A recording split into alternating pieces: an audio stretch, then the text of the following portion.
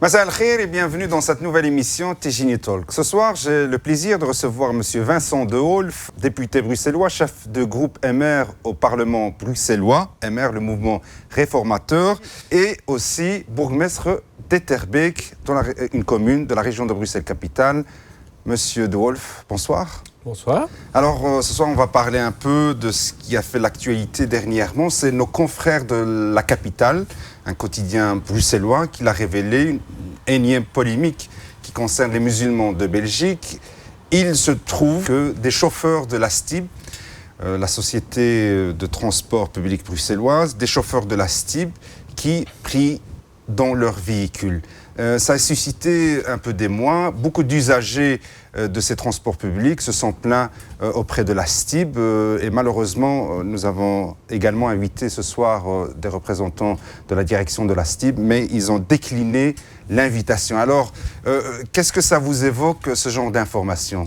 Je vous dirais, pour moi, c'est à la fois simple et compliqué. Simple parce que dans un service public, dans une collectivité, dans une démocratie participative, où on sépare les églises et l'État, où on sépare le religieux du politique et du décisionnel, eh bien, chacun est libre de faire ce qu'il veut, d'avoir sa propre religion, et je me battrai pour ça, puisque les libertés individuelles, c'est très important. Mais il faut pouvoir, quand on est titulaire d'une autorité publique comme l'est un chauffeur dans son bus, séparer sa vie privée de sa vie publique ou de sa profession. Et donc, je pense que le règlement, d'ailleurs, interne de la STIB, interdit toute pratique philosophique, religieuse ou politique pour un chauffeur ou un membre fonctionnaire de la STIB, et je pense que c'est tout à fait normal. Donc, ce n'est pas quelque chose qui doit être fait. Je crois aussi qu'il est bien que la STIB réagisse avec mesure par rapport à ce genre de situation, où les personnes ont parfois un conflit personnel entre une règle et un impératif qu'ils sentent fort pour eux. J'ai lu qu'au départ, c'était une administration paternelle qui est infligée, que ce n'est qu'en cas de récidive que des sanctions finalement sont prononcées. Donc ça, je pense que c'est une mesure qui est raisonnable, mais qu'il faut rappeler. Pour moi, c'est très important, cette séparation entre le spirituel et ce qui est donc l'État, au sens large du terme, le pouvoir public, et le religieux, ça ne doit pas être mélangé. Alors, comme c'est un service, la STIB, qui est offert à nos usagers bruxellois et non bruxellois, bien sûr, qui viennent ici à Bruxelles, alors nous avons recueilli le témoignage d'un usager qui a vécu cette situation, et on va le voir et l'entendre, et puis je vais vous demander de réagir. Fort bien. Voilà. J'étais au bus 88, au Wesel, et alors j'attendais le bus. Le chauffeur n'a pas voulu nous ouvrir parce qu'il faisait sa prière. Ça, c'est pas tout à fait logique, hein. Je ne suis pas contre les religions, aucune, puisque j'ai des amis arabes, mais de là faire sa prière pendant les heures de travail, je trouvais ça normal. Alors j'ai écrit, parce que c'est pas la première fois, et je n'ai jamais reçu aucune réponse. Il y a à peu près 1 an ou 2 de ça. Il y a eu un chauffeur marocain qui a été insulté. Là, j'avais écrit et là, on m'a répondu en me remerciant de mon intervention. Donc voilà, je ne comprends pas. La prière, ça, je trouve que c'est tout à fait anormal. Parce qu'il n'y a pas que la religion musulmane. Ça peut être des bouddhistes, ça peut être n'importe quoi, hein. Oui, alors un médecin qui opère, s'il doit faire ses prières, c'est pas tout à fait logique non plus, hein. Mais je ne suis pas du tout contre... mais la religion, on l'a fait à la maison, pas en faire un monde pendant les heures de travail. Surtout du travail où il y a contact avec le public, hein. Parce qu'en fait, nous, on voulait monter dans le bus, et toutes les personnes âgées, moi compris, pas moyen de reprendre le bus, et le chauffeur nous a fait comprendre qu'on peut aller se faire promener, quoi. Aller promener, voilà. Non, j'ai pris un autre transport en commun, puisqu'il ne voulait pas nous ouvrir. Mais son style de prière, je ne savais pas, mais les portes étaient fermées. On était une dizaine de voyageurs bloqués. Je dis là, c'est quand même un peu fort. Monsieur De Wolf. Écoutez, c'est un langage imagé, hein, évidemment, qui est employé. C'est un témoignage pris un peu sur le vif. Mais voilà, moi je pense que ce que je vous ai dit cadre, même si les mots qui sont employés ne sont pas toujours les bons, chacun s'exprime avec ses possibilités, mais quand ce monsieur dit que la religion appartient à la sphère privée, il a raison. La religion, la politique, la philosophie, les convictions personnelles, c'est la sphère privée. Et quand on exerce une fonction publique, comme celle d'un chauffeur de bus ou de tram, on ne peut pas imposer sa pratique politique ou religieuse aux usagers, et donc ce n'est pas quelque chose que l'on peut accepter, même si évidemment on a du respect pour les sentiments ou la conviction religieuse d'une personne qui a tout à fait le droit de pratiquer. Ce genre de problème, voilà. On pourrait peut-être le résoudre dans le cadre d'un débat global sur le vivre ensemble dans notre société. Oui, moi je pense que... Allez, je ne sais pas si la STIB fait un travail par rapport à ça, mais je veux dire que je peux comprendre, moi, qu'une personne est dans un conflit personnel entre ses convictions et ses obligations professionnelles. Bon. Alors, je pense que, comme je l'ai dit, on est dans une démocratie où on sépare bien l'Église et l'État, et donc on ne peut pas transiger là-dessus. Mais ce n'est pas pour ça qu'on ne peut pas communiquer et se parler. Ce n'est pas pour ça qu'on ne pourrait pas réunir les chauffeurs qui ont un problème par rapport à ça et leur expliquer pourquoi. Parce que moi, j'ai eu ce débat par rapport, on en avait parlé ensemble d'ailleurs il y a longtemps au niveau de la Maison des Jeunes, par rapport à la séparation avec la neutralité de l'institution. Et quand on se parle, on se comprend, pour autant qu'on se respecte. Et si on explique le but de la règle, je pense qu'à ce moment-là, il n'y a pas de stigmatisation et on ne se sent pas blessé par le refus. Voilà. Est-ce que les musulmans se sentent visés ici en Belgique par rapport à ce débat sur la neutralité, à l'interdiction du port de signes religieux à l'école et dans les services publics? Écoutez, je crois que ça dépend des personnes, ça dépend des cas. Vous savez, il y a des gens qui sont ouverts, d'autres qui ne le sont pas, de tous les côtés. Donc ça dépend des cas d'espèce. Hein. Mais ce que moi j'ai compris dans les contacts que j'ai eus, dans ma commune, il y a une communauté d'origine marocaine qui est importante. Et sans être prétentieux, je pense pouvoir dire que les contacts entre ces personnes et moi sont très bons, parce que moi je suis un fils d'ouvrier, je leur dis, ben voilà, vous êtes arrivés ici comme immigrants il y a X temps, où vos parents, vous avez dû vous intégrer, il y a des difficultés pour le faire. Moi, pour évoluer dans la société, c'était pas simple non plus au départ. À partir du moment où on échange, où on se respecte, on peut arriver effectivement à progresser ensemble. Est-ce qu'il y a une discrimination ? Moi, je crois que ça peut évidemment exister. J'ai été frappé dans l'autre sens. Quand il n'y avait pas de gouvernement en Belgique en 2011, j'ai eu des ressortissants et des ressortissantes d'origine marocaine devenus belges qui sont venus nous donner leur désarroi en disant, nous, dans notre pays, on n'est plus intégrés parce qu'on ne nous reconnaît plus comme Marocains. Et notre nouveau pays, c'est la Belgique. Alors si la Belgique disparaît, qu'est-ce qui va nous rester ? Je trouvais ça très magnifique comme message aussi. Pour revenir à ces problèmes de vivre ensemble à la STIB, malheureusement, je le dis, je le redis, nous regrettons ici l'absence de la direction de la STIB parce que nous avons eu un contact avec Madame Françoise Ledune qui n'a pas souhaité réagir parce qu'il disait que ça pourrait peut-être susciter plus de stigmatisation des travailleurs d'origine musulmane à la STIB. Je lui ai dit que ça aurait été peut-être ici une occasion de venir expliquer ce que fait justement la STIB pour se vivre ensemble. Ça me redonne l'idée que j'avais tout à l'heure. Vous savez, je pense que la difficulté, c'est les différences d'origine et de culture et qui sont respectables.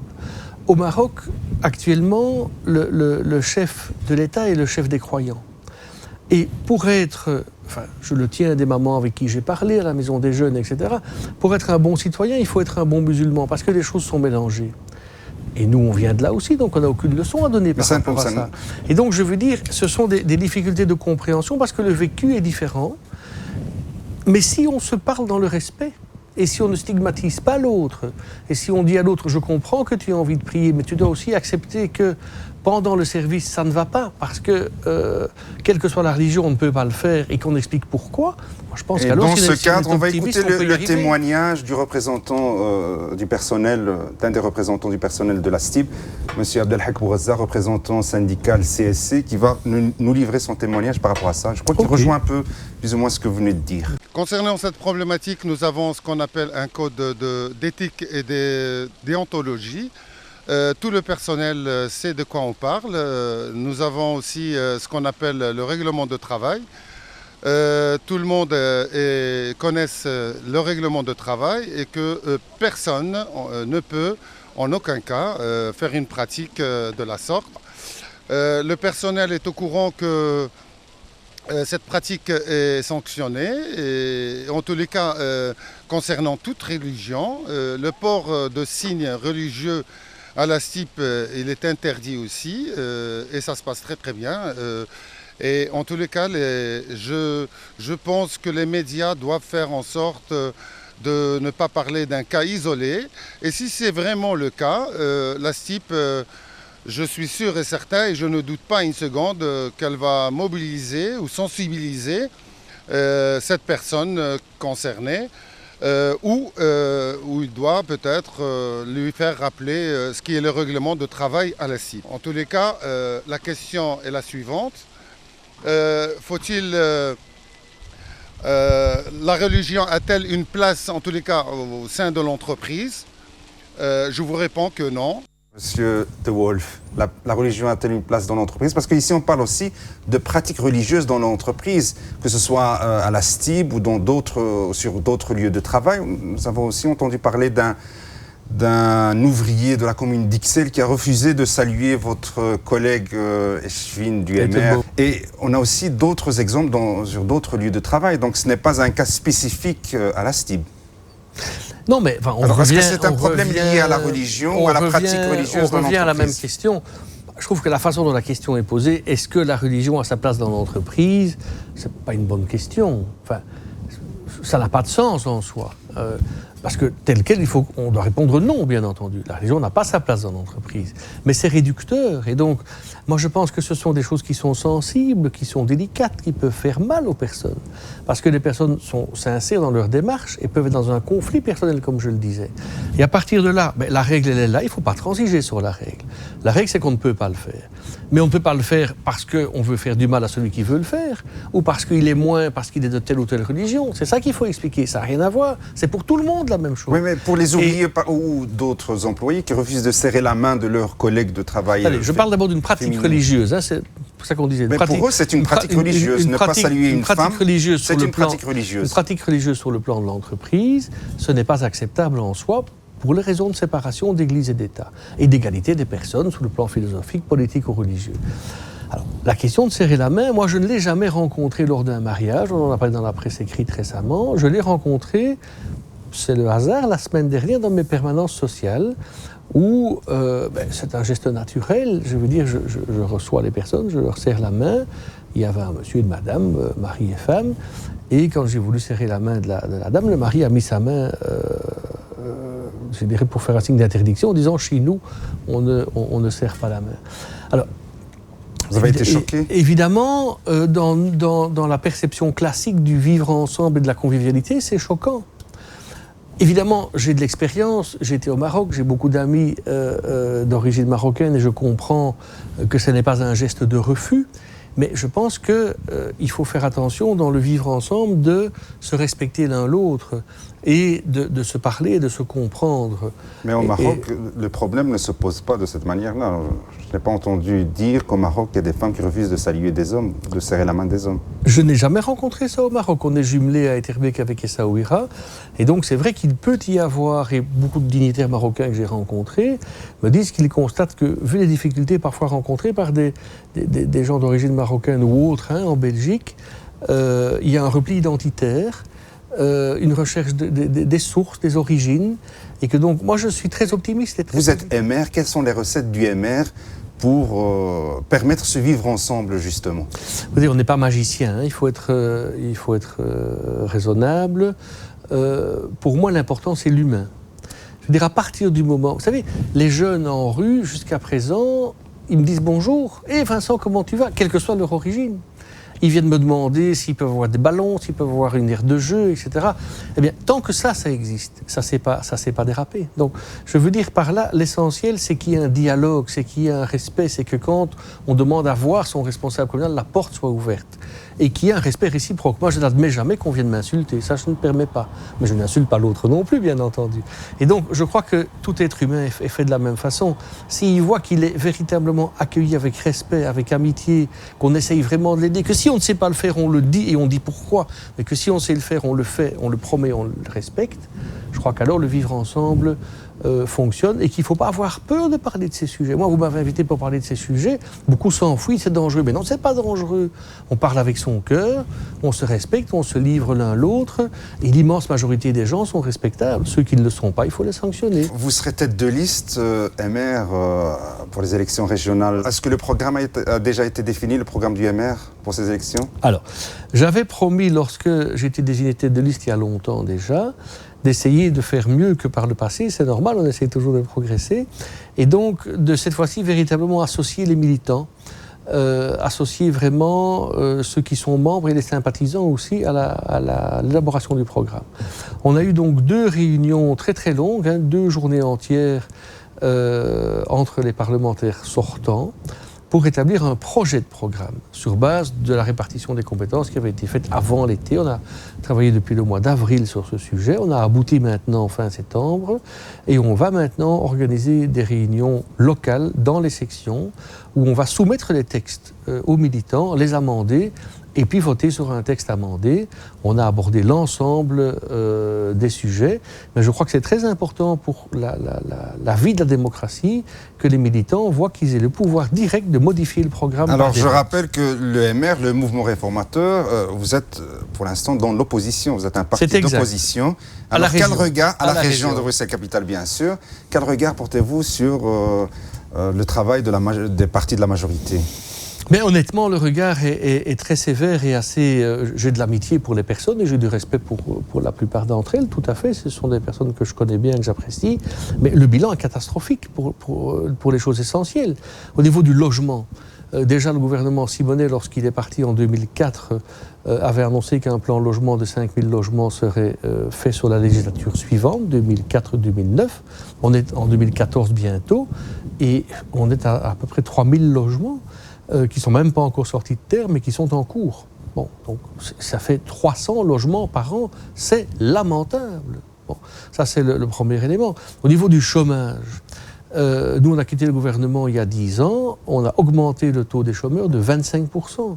Et quand on voit un petit peu qui est au chômage, il y a beaucoup de jeunes, il y a des quartiers où il y a 40% de taux de chômage.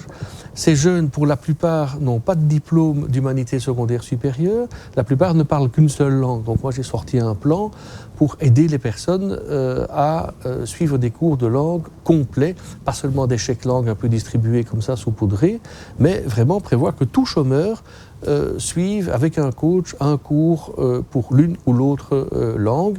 La mobilité, le ministre Piquet qui est parti a dit lui-même que c'était un échec. Le boom démographique, ils s'en sont rendus compte beaucoup trop tard, ils courent derrière le train. Donc le bilan est vraiment extrêmement négatif. Alors sont là peut-être un peu les grandes lignes de votre futur programme. Est-ce que le MR, le mouvement réformateur, se porte bien pour préparer ces nouvelles élections? Moi, du fond du cœur, je vous dis oui. J'ai encore reçu des parlementaires ce matin. On est enthousiaste, on a les yeux qui pétillent, on y croit. Dans tous les sondages, on est ou le premier parti ou juste à 1%, et c'est déjà 4 sondages chaque fois qui nous mettent très haut, légèrement au-dessus du PS, sans le FDF, donc c'est quand même un résultat considérable. Il est temps qu'on revienne au pouvoir parce que je pense que Bruxelles, si on ne montait pas la fois prochaine, le dégât serait cette fois-ci assez terrible. Quand on est tête de liste de son parti pour ces élections régionales et que votre parti devient le premier parti après les élections, est-ce que vous êtes destiné à devenir alors de facto le prochain président de la région de Bruxelles-Capitale? Moi, je ne me lève pas tous les matins en pensant à ça, c'est pas un fantasme pour moi. Pas en vous rasant je chaque suis matin. je suis quelqu'un de très très modéré et paisible. Je peux être très combatif, ça c'est sûr, mais il faut savoir raison garder. 1, il faut avoir un programme de qualité et que les électeurs soutiennent. 2, il faut être le premier parti. 3, il faut s'entendre avec des partenaires, parce qu'avoir une majorité absolue, on n'aura jamais, aucun parti ne l'aura, et donc il faut former une coalition pour gouverner Bruxelles. Et à ce moment-là, si cela c'est possible, et si, parce qu'on serait le premier parti, la ministre-présidence revient au parti, c'est le président du parti, c'est Charles Michel qui décidera. S'il me demande d'exercer cette fonction, je répondrai oui. Voilà, donc pour moi c'est assez simple. C'était M. Vincent De Wolf, j'allais dire ministre-président, chef de groupe MR au Parlement. Prémonitoire. chef de groupe maire au Parlement de la région de Bruxelles-Capitale et bourgmestre de la commune d'Etterbeek. Monsieur De Wolf, merci. Merci à vous. Et j'espère vous revoir, ou je vous donne rendez-vous déjà après le 25 mai. Vous m'invitez, je viens, pas de problème. D'accord, merci beaucoup. Et quant à moi, je vous dis, chères téléspectatrices, chers téléspectateurs, إلى اللقاء في حلقة أخرى من برنامج تيجيني توك.